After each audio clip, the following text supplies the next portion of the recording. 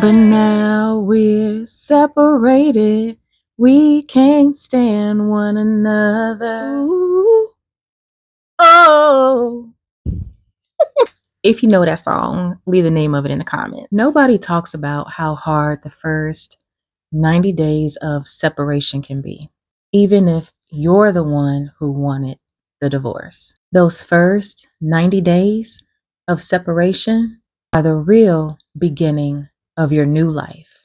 Not the divorce papers, not the court date.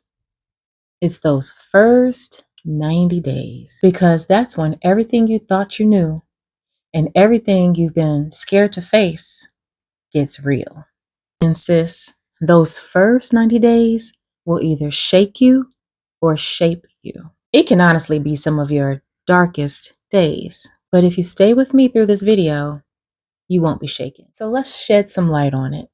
Everybody online talks about life after divorce, like the glow up magically happens just after the judge signs the papers. But nobody talks about those first days when he's just moved out, when you've finally thrown out his last trash bag, when the house feels too quiet and your body is still reacting to years of trauma. I'm talking to the woman who's already decided she's done. You're not confused anymore.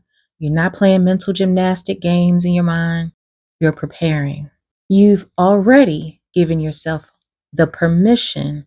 Now you're looking for perspective. You want someone who's already been there to tell you, you're going to be okay. You will get through this and you'll be even better than okay. So let me walk you through my first 90 days. Come with me, girl. I got you. For this video, I had to go back and look at my journal to remember exactly what happened at that time. And I recommend you keep a journal too, because it helps with the healing process. And it's also cool to look back, like once you've gotten past this, in a couple of months, next year, 5 years from now, to remember like what it was like at this time. So you can see how far you've come, how much you've grown, Okay, so here's what happened during my first 90 days. Now, he left peacefully. I got him to leave, but he still wanted sex. Yep, I asked him to leave, and he did, which was great because before, when I asked him to leave, he wanted to be on some, this my house too, I ain't going nowhere mess. So I expected the same, but I was ready this time. But yeah, he moved out and then tried to come back talking about, just because I'm leaving don't mean we can't still have sex. ew, no, absolutely not. You don't get husband privileges after failing husband 101. Absolutely not, no. So I told him no. He just felt disgusting to me. Ick on 1,000. Truthfully, he had been disgusting to me, but I thought it was something wrong with my hormones because I was not turned on by him. But that's a story for another day. But telling him no without guilt, without backing down, and without feeling bad was another moment of power in where I stood up for myself. And if you've been there, you're probably nodding your head right now. You know. Next, I got an attorney. So before he left, I had a few free consultations. I talked to a couple of attorneys. I had some questions I needed answered, and I wanted some clarity about some things. I didn't want to wait until things got messy. I moved before the storm. So after he left, I hired one of the ones I had a consultation with. When you know your rights, you stop panicking and you stop reacting. But attorneys are not cheap. And if you want to know exactly how I was able to pay for that attorney, check out my Divorce Readiness guide. Because when you have a plan and a guide, you know how to respond. All right, so next, I made a list of every account and benefit in which he was a beneficiary. Beneficiary. Because when emotions are high, sometimes details can get lost. This one list kept me clear-headed, organized, and calm. Because strategy is self-love, baby. Clarity is self-love. Preparation is self-love. More on how I did this in my Divorce Readiness guide, but we'll keep going for now. All right, so the next thing that happened is that I dove deeper into spirituality and connecting with my intuition. Not church, not religion, because I realized that following religion is part of the mental cage that kept me trapped in that marriage for so long. But I still wanted a connection to God, a real connection to spirit. I wanted to learn to trust myself and my intuition more. I remember I found one of the things I did is I found this meditation, this guided meditation that said things like, everything is working out for me. Everything is going according to plan. Something wonderful is happening for me now. And things like that changed my whole trajectory of my mindset. At the time, I remember reading The Game of Life and How to Play It by Florence Scovel Shinn, and I took notes. Some of my notes said, no man is your enemy.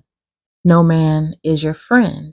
Every man is your teacher. I had quotes on that one, so that must have been straight from the book. Learn the lessons that each man has to teach you, and you will be free. And I have another note that says, there is no loss in the divine mind. Therefore, I cannot lose anything that belongs to me. At that time, I started to understand manifestation, alignment, releasing fear, energy, truth. And all of that was important because religion never taught me to trust myself, but spirituality did. And when you really start to hear yourself and you start to hear your intuition, you can't stay where your spirit doesn't fit, you see. Leave an eyeglass emoji if you've had a hard time trusting your intuition. Leave an ear emoji if you've had a hard time hearing God's voice. Another thing that happened that I journaled about is that it surprised me how I was still bothered by his behavior. It pissed me off when he tried to control me through our kids, as you can imagine. But that's when I realized freedom isn't optional for me. It's necessary. And not just on paper through the divorce, but mentally and emotionally as well. Next, I had to forgive myself for staying too long, for waiting for potential, for thinking I could pray him into being a better man, for believing that if I was patient and kept loving him, that he would change. I had to forgive myself for abandoning myself. Self-forgiveness was absolutely a turning point. Something else that surprised me was that the anger hit even harder after he left. I kept thinking, I asked for the divorce. I made the right decision. I know I did. So why wasn't I feeling elated? The old hurt was still bubbling up. Every realization, every memory that surfaced, every why couldn't he just love me right? Every I didn't deserve to be treated like that made the decision to leave feel more and more right. You ever get so mad you cry? You ever hurt for the hurt that you allowed? This is normal, expected, human. I wondered why he still had the power to anger me. I wanted a divorce because I was hurting. Well, there I was, still hurting. And it was because I was still healing from the years of emotional neglect and disrespect. It was like I had to detox from all of those years of abuse. That didn't just disappear because he moved out. And honestly, that part sucked. But it was a very necessary part of my healing process. Which leads me to the next thing that happened in my first 90 days of separation. I wanted an apology, a real one, because I was good to him. Let me tell you something. I am here at 8:20 sharp every morning. I work my ass off until quitting time. Yesterday, I counted $240,000 by hand for you. I helped him. I wanted him to acknowledge all of the years I held everything and everybody down, how much I supported him, how much of my life that I poured into him. He wouldn't be where he is to this day without me. And he never even said thank you. He didn't even bother to ask me if I was thirsty. And every day that he didn't apologize, another piece of guilt fell away from me. Also, during this time, I had regrets. I was thinking, we never should have got married in the first place. I wasted so much time. I was thinking, my children deserve a better father. And friend, if you're having thoughts like that, I want you to know those thoughts are normal. The longer you take to make a decision, the longer you prolong your suffering. And this next one makes me mad. He was still being an ancient father. He moved out of my house and then his mama moved into his. He had the nerve to say he wanted the boys. He had the audacity to say he wanted to be a father.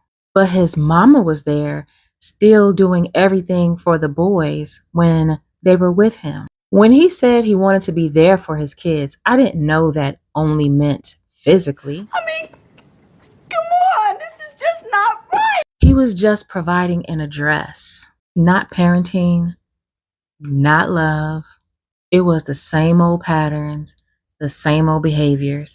And watching that even further confirmed things for me. Something else that I was searching for at that time is I needed the pain to mean something. I was searching for the lesson, the reason. What was it all for? Why did this have to happen? You ever ask God, what was the reason? What was the reason? What was the reason? I remember literally thinking, where's my payback for all of this? When's the good part coming? Because I was ready. I had enough suffering in my past. Let's get to the good part. And yes, the good part came and is still coming, even years later. Because remember, like that meditation, everything is working to my advantage, but not until after I chose myself. I can share more on that in a future video if you want. Just let me know below. All right, so the next thing that I remember at that time is I just already knew I did not have the bandwidth for that drama. So at that time, I was a teacher. And if you know anything about the beginning of the school year, it is hectic. It is crazy. You know, teachers go back to school before the students do. There's a lot of prep. All the lesson planning has to be done. All of like the back to school night, all that stuff has to be set up. Classrooms got to be set up. Like it's a lot. It's a lot. It's a lot. It's a lot. It's a lot. All the copies got to be made. All the stuff in the learning management system has to be like put in. Like it's a lot of work. It's a lot of work. All the phone call. It's a lot. So I was gearing up for the start of a new school year, and I just knew I had time for the shenanigans. Like whatever it was that he was about to do, like I needed to be ready for it because I didn't have time for it to just throw things completely left when stuff was already chaotic enough. So I took steps to plan ahead to make sure there wasn't going to be any chaos and drama because I literally did not have time for it. I knew I couldn't survive the school year and his shenanigans because, you know, once they shenan, they gonna shenan again. And I didn't have time for it. So I prepared ahead of time. I made sure my emotional and nervous system was regulated and ready. My safety plan was ready. My finances were protected. My kids were covered. The peace in my home was a non-negotiable. Everything that I was worried about, I had planned for.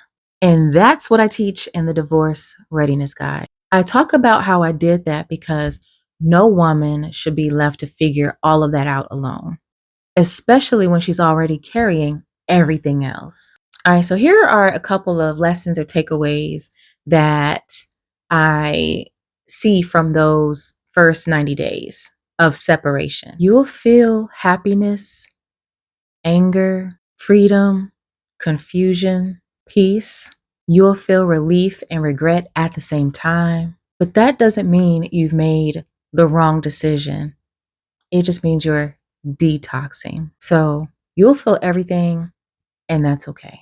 The next lesson here is that strategy gives you emotional stability. Preparation reduces chaos. Information reduces fear. And boundaries reduce drama. The more prepared you are, the more power you have. And this is why the 90 days matter so much. The next thing that happened, the next lesson is that your intuition will become louder once he leaves. When the noise leaves, the truth rises. And the truth is, you've always known what to do. You just needed silence to hear yourself again.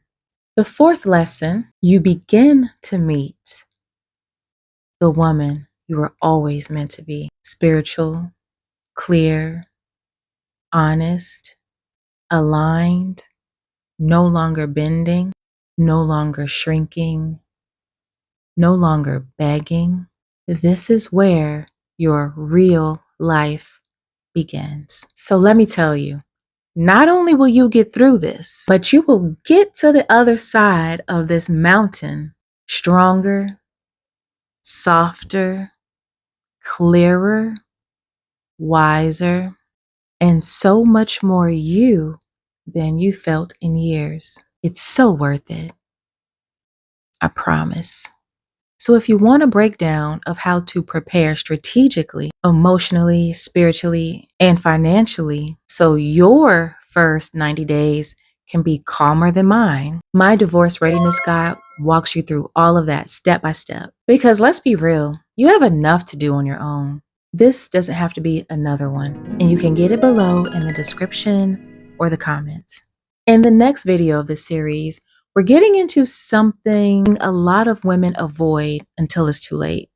How to prepare for divorce without chaos, without regret and drama. If it's already live, YouTube will put it right here for you. If not, watch the video they recommend for you next. It'll keep you moving forward. And remember, you don't have to stay loyal to suffering. I'll see you in the next one.